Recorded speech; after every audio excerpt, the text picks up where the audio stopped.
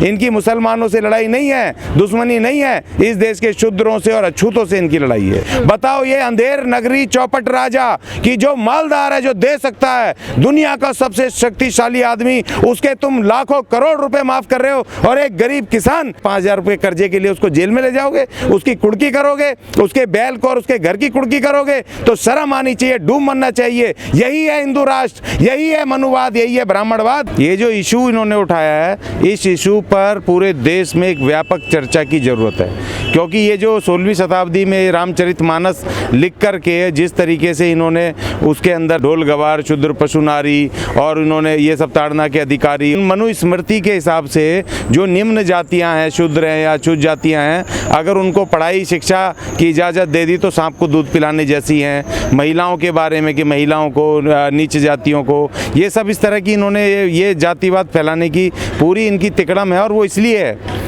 कि देखिए 16वीं शताब्दी में जब ये लिखी जा रही है रामचरितमानस तुलसीदास जी के द्वारा, उस वक़्त मुग़लों का पूरा राज्य है, उस समय अकबर का राजा शासन चल रहा है और उस वक़्त उस पूरी रामचरितमानस में एक शब्द भी मुस्लिमों के खिलाफ नहीं है। क्योंकि अगर मुस्लिमों के खिलाफ क्यों नहीं है भाई, जिस समय मुग़लों का राज चल रहा है और तीसरी पीढ़ी का उनका अकबर बादशाह जो सबसे ज़्यादा रूल करने वाला इस देश पे शासक है, मुग़ल शासक, उसके विरुद्ध क्यों नहीं लिखा, जबकि हिंदू कहते हैं हमसे सबसे बड़ा जो दुश्मन है वो मुस्लिम है। और आज ये उनके औरंगजेबों के, अकबर के, उनके जो इनके जो आज उसके लोग हैं हिंदूवादी, ये कह रहे हैं नाम बदल दो, उनके रोडों के नाम बदल दो। गलत कहा है, सही कहा कि राम नहीं कहा तो सही है, लेकिन देखो आज जो ये 2024 में चुनाव आ रहा है, ये इनके पास कुछ काम तो है नहीं है। जो इन्होंने हिंदूवादी शक्तियों ने, बीजेपी है, आरएसएस है, दूसरे संगठन है, इन्होंने काम तो कुछ करा नहीं है। और महंगाई व्यापक बढ़ी हुई है, बेरोजगारी व्यापक रूप से बढ़ी हुई है, पूरे देश में असंतोष फैला है। तो आप उनको क्यों मौका दे रहे हो भाई? क्यों उनकी भावनाओं से खेल करके और वो कहें कि जी देखो हमारे धर्मों को, हमारे ग्रंथों को, हमारे भगवानों को बदनाम करने की साजिश हो रही है, आप ऐसा मौका क्यों दे रहे हो? और जबकि देखो इसको पृष्ठभूमि को समझना चाहिए, जो वाल्मीकि रामायण है वो हजारों वर्ष पहले लिखी हुई है और हजारों वर्ष के बाद जब इस देश में मुगल आ गए हैं और मुगल आने के बाद जब इस देश के अंदर जो अछूत जातियां हैं और जो शूद्र जो राजे थे, जो ऑलरेडी लड़ रहे थे, जो तमाम इनके विरुद्ध संघर्ष कर रहे हैं, और अछूत जातियां मुगलों के आने से, विदेशी शक्तियों के आने के बाद जब उनको मौका मिला फौज में जाने का, उनको पढ़ने का, उनको बढ़ने की शक्तियां बढ़ने लगी, तो इन ब्राह्मणवादी शक्तियों को तकलीफ होने लग गई। तो उनको कहा कि अब इनको कैसे रोका जाए, क्योंकि जो मनुस्मृति के हिसाब से इस देश में अछूत पढ़ाई नहीं कर सकता, शूद्र पढ़ाई नहीं कर सकता। और जब एक तरफ से जब वो लड़ाई चल रही है तो वहाँ आप देखो 1320 में इस देश में खुसरो भंगी जो कुशाल सिंह था, उसने धर्म परिवर्तन करके इस देश में लाल किले पर उसने 6 महीने शासन किया, 1320 अप्रैल से लेके 1320 सितंबर तक। और उसके बाद जो गोंडवाना साम्राज्य है, उसकी जो आदिवासी महारानी, उसने शेरशाह सूरी से लेकर के और अकबर तक इनके छक्के छुड़ाए और आदिवासी साम्राज्य उन्होंने इनका लड़ाई लड़ी उसने और वीर गति को प्राप्त हुई ये अकबर के साथ लड़ते हुए मुगलों के साथ। तो ये तमाम ये आदिवासी, उधर से शिवाजी निकल के आ रहे हैं, वीर शिवाजी, छत्रपति शिवाजी, उनके बेटे साहू जी महाराज, वो तमाम मराठा उसको लेकर के जो शूद्र उसको आगे बढ़ाए जा रहे हैं, वो आगे बढ़ते जा रहे हैं शिक्षा में, शक्ति में, उस तरफ। तो उनको बदनाम करने के लिए मुगलों के साथ मिलकर के इन्होंने, ब्राह्मणवादियों ने, एक वो रामायण के उसके अनुवाद करने के नाम पर और रामचरितमानस उसको एक नाम से लिखा और उसमें टोटल इस देश के जो आज हिंदू कहते हैं जिन शूद्रों को और ये इन दलितों को, जिससे राम मंदिर बनवा रहे हैं, जिससे अपने हिंदूवादी शक्तियों को हिंदू राष्ट्र बनाने की चाल चल रहे हैं, उन्हीं शूद्रों के और उन्हीं अछूतों के विरुद्ध उसमें लिखा है कि इनको पढ़ने का अधिकार नहीं होना चाहिए, पढ़ेंगे तो ये विषधर सांप जैसे होंगे, डस लेंगे, तमाम चीज़ें उसमें लिखी हुई हैं, खिलाफ लिखी हुई है। तो ये तमाम चीज़ें हैं। तो देखिए ये कुछ ना कुछ साजिश है, भयंकर साजिश है, क्योंकि जब वो हजारों वर्ष की गुलामी से जब विदेशी सत्ता आ रही है और आज़ादी का फूल खिला है, उनके जीवन में अछूतों के और शूद्रों के जो लड़ाई चल रही है, तो उसको देख करके मुगलों के विरुद्ध, तो तब इन्होंने कहा कि अब ब्राह्मणवाद को बचाने का एक ही तरीका है, इनकी मुसलमानों से लड़ाई नहीं है, दुश्मनी नहीं है, इस देश के शूद्रों से और अछूतों से इनकी लड़ाई है। पूरे देश की शिक्षा व्यवस्था आज खराब है आज के देश में। जैसा आपने कहा कि जो और दूसरे जैसे वहाँ पर मध्य प्रदेश के एक मंत्री ने उसको भगवा उसको लेके बिकनी को लेके बवाल मचा दिया, क्योंकि वहाँ चुनाव आ रहे हैं। उन्होंने करा कुछ नहीं है जनता के लिए, ना नौकरियाँ दी हैं, ना वहाँ पर बेरोजगार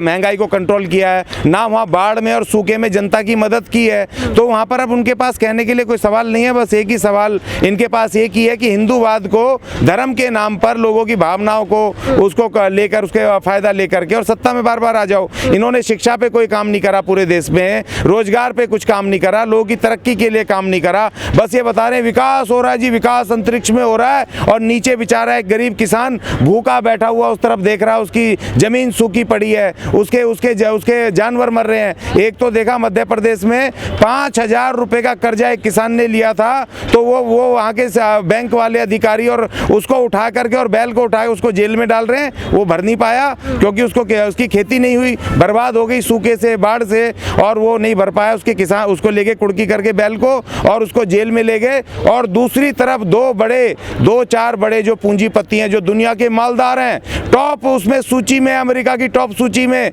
कीजिए मालदार अडानी अंबानी, उनके 30 लाख करोड़ रुपए का कर्जा माफ कर रहे हैं। बताओ ये अंधेर नगरी चौपट राजा कि जो मालदार है, जो दे सकता है, दुनिया का सबसे शक्तिशाली आदमी, उसके तुम लाखों करोड़ रुपए माफ कर रहे हो। और एक गरीब किसान जो कि अपने इस देश में अन्नदाता है और जो धरती में वो फसल बोता है, बीज डालता है, उससे पूरा देश खाता है, उससे पलता है, ना केवल उसका परिवार, पूरे देश में राशन आता है, देश के लोग खाते हैं उसको आप 5,000 रुपए कर्जे के लिए उसको जेल में ले जाओगे, उसकी कुड़की करोगे, उसके बैल को और उसके घर की कुड़की करोगे, तो शर्म आनी चाहिए, डूब मरना चाहिए। यही है हिंदू राष्ट्र, यही है मनुवाद, यही है ब्राह्मणवाद कि गरीब को दबाओ और शक्तिशाली को और शक्ति दो। परमहंस जो साधु हैं उन्होंने बयान दिया है, उन्होंने कभी ये नहीं कहा, देखिए बिल्कुल गलत है। उनके खिलाफ एकदम से FIR दर्ज होनी चाहिए और उनको जेल में डालना चाहिए, क्योंकि ये विधि का शासन है। बाबा साहब ने जब भारत का संविधान दिया 26 जनवरी 1950 से,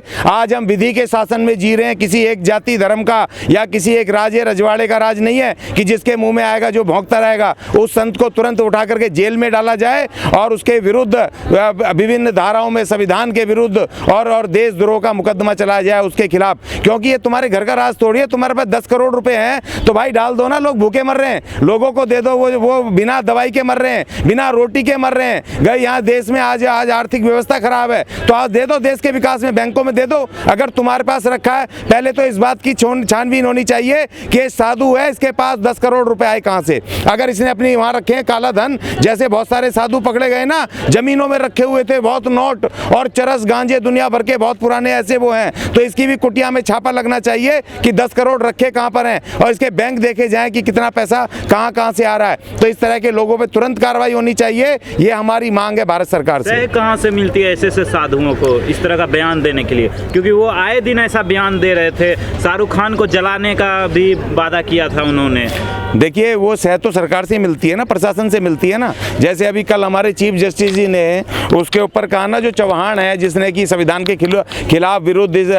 दिल्ली के गोविंदपुरी में वहाँ पर शपथ दिलवाई थी कि संविधान जो है इसको ख़त्म करेंगे और इसके विरुद्ध बोलेंगे और हिंदू राष्ट्र बनाएंगे। उसने कहा था ना, शपथ ली थी, उतने सारे लोग थे और उनके खिलाफ वो FIR दर्ज नहीं करी। 2021 से सुप्रीम कोर्ट कह रहा भाई FIR क्यों नहीं दर्ज करी, तो एक DCP ने लिख दिया कि देश के संविधान के विरुद्ध कोई ऐसा है ही नहीं। फिर दोबारा उसने सुप्रीम कोर्ट ने कल कहा है उसे FIR दर्ज हो चुकी है लेकिन अरेस्ट नहीं हुई अभी तक। तो सह मिलती है इस प्रशासन से, इस मनुवादी जातिवादी इस प्रशासन से, इस देश के उन संवैधानिक पदों पे बैठे हुए उन राजनेताओं से कि जो कि इस तरह के संविधान के विरुद्ध और कानून के विरुद्ध जो इस तरह बोलने वाले लोग हैं, उनके त्वरित कार्रवाई नहीं होती, तुरंत पकड़ के उनको जेलों में नहीं डाला जाता, तुरंत पकड़ के उनके FIR दर्ज करके उनको सबक नहीं सिखाया जाता। भारत के संविधान को ये तार करने में लगे हैं। श्रेय इनको वहीं से मिलती है कि जहाँ से कि प्रशासन और ये सरकारें मूक दर्शक हो जाती हैं, तो वहाँ उनको मौका मिलता है।